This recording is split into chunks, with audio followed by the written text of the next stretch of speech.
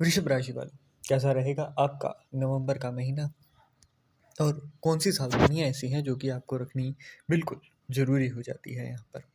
तो one by one एक एक चीज़ के ऊपर हम लोग पूरी डेप्थ के अंदर बात करने वाले हैं। देवगुरु बृहस्पति जो कि 16 अक्टूबर से ही उच्च के होकर के आपके तृतीय भाव में विराजमान है। इस समय के दौरान नवंबर महीने के दौरान आपको यहाँ पर ट्रेवल करने का मौका मिल सकता है और ये यात्राएं आपके लिए आपके भाग्य के द्वार को खोलती हुई दिखाई देंगी। अगर आपको किसी भी प्रकार के ट्रेवल करने का मौका मिले तो इस मौके को भूल कर भी गवाइएगा मत, चाहे किसी भी प्रकार का ट्रेवल हो। आपको हो सकता है लगे कि ये जो चक्कर है ये फालतू का है ना? परंतु कई बार इन्हीं जगहों से आपको कोई ऐसा इंसान मिल जाना, कोई ऐसा कॉन्टैक्ट हो जाना, कोई ऐसा चीज़ माइंड में हिट कर जाना जो कि आपकी पूरी लाइफ बदल सकती है। तो ये चीज़ ध्यान में रखिएगा, देवगुरु बृहस्पति हैं तो ये हो सकता है थोड़ा गिरा कर फिर समझाएं, है ना? क्योंकि गुरु सीधा सीधा ही चीज़ों को नहीं समझाता है कई बार। तो ये चीज़ आपको ध्यान में रखनी है। जब भी मौका मिले तो उस मौके को गवाइएगा मत। इसके अलावा यहाँ से, है ना, जब आप देखते हैं तो यहाँ पर ना आपके लव रिलेशन, आपकी जहाँ भी पार्टनरशिप है उसके अंदर एक अच्छा मोड़ आता हुआ आपको दिखाई देगा। अब जिन लोगों की मैरिड लाइफ बहुत अच्छी नहीं चल रही है तो इस समय के अंदर प्लान करिए नवंबर के महीने में। और क्योंकि यहाँ पर जल तत्व की राशि के अंदर है तो ऐसी जगह है जहाँ पर या तो बारिश का मौसम हो या फिर जहाँ पर आसपास में पानी हो, किसी झील, समुद्र, है ना? तो ऐसी जगह पर अगर आप ट्रैवल करते हो, नदियों की जगह पर, तो वो चीज़ आपके लिए बहुत ही अच्छी रिज़ल्ट यहाँ पर देने वाली है। इसके अलावा यहाँ पर जिन लोगों की बहुत लंबे समय से एफ़र्ट के बाद भी इनकम नहीं बढ़ रही है, तो उनके लिए भी बहुत अच्छी चीज़ है। यहाँ पर आपकी इनकम भी बढ़ती हुई दिखाई देगी। आपका जो मेहनत किया हुआ काम है, वो भी अच्छा होगा और इसके साथ-साथ सडन प्रॉफ़िट होने के भी चांसेस यहाँ पर अच्छे खासे बन रहे हैं। इसके साथ-साथ यहाँ पर केतु और राहु जो है वो 4th एंड 10th हाउस के अंदर हैं। अब यहाँ पर क्या है ना कि शनिदेव जो कि जिस राशि के अंदर राहु बैठे हैं उसके स्वामी हैं और शनिदेव हैं वक्री। तो नवंबर अंत तक 27 नवंबर तक जो है वो शनि और राहु दोनों के दोनों ही दशम भाव में होते वैसा ही परिणाम जो है वो दिखा रहे हैं।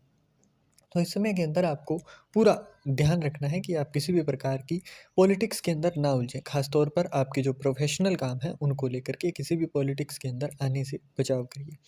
इसके अलावा यहाँ पर आपके घर के अंदर छत, सीढ़ियों, है ना? और टॉयलेट बाथरूम के किसी भी रिकंस्ट्रक्शन काम को करने की पूर्ण मनाही रहेगी। ये कार्य आपको बिल्कुल नहीं करना है ना? इस चीज़ का आपको ख़ास तौर पर ध्यान रखना है। इसके अलावा यहाँ पर शुक्र और सूर्य जो है वो एक साथ में हैं और सूर्यदेव बिल्कुल नीच के यहाँ पर होकर बैठे हैं 6th हाउस के अंदर।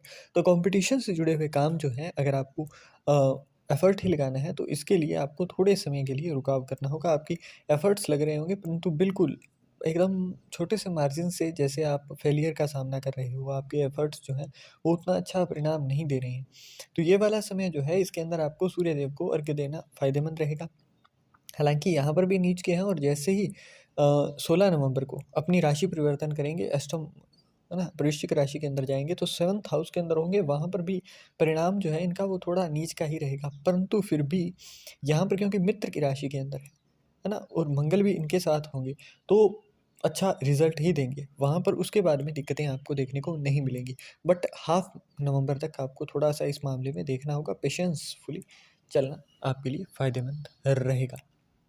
इसके अलावा यहाँ पर आपके द्वारा सॉल्ट इनटेक करना, उसको कम करना होगा थोड़ा, है ना? सॉल्ट इनटेक को थोड़ा कम करिए। इसके अलावा आपको वर्कआउट वगैरह करना बहुत अच्छा रहेगा, है ना? अगर आप सुबह की शुरुआत जो है वो थोड़ी स्वेटनिंग, मतलब पसीना वगैरह आए, उस तरीके की कोई वर्कआउट्स के बाद करते हैं, तो वो चीज़ आपके लिए बहुत ही अच्छे परिणाम लेकर आएगी।